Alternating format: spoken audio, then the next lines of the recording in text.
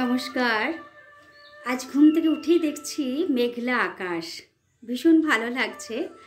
মেঘলা আকাশের দিন কবি শঙ্খ ঘোষের মেঘ কবিতাটি আবৃত্তি করব না, সেটা কি হয়? চলে এলাম।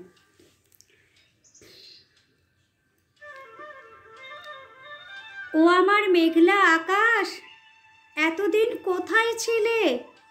এত যে রাত্রে দিনে ডাকছি সবাই মিলে, চোখে জল ঝরছে নোনা, কিছু কি দায় মানো না?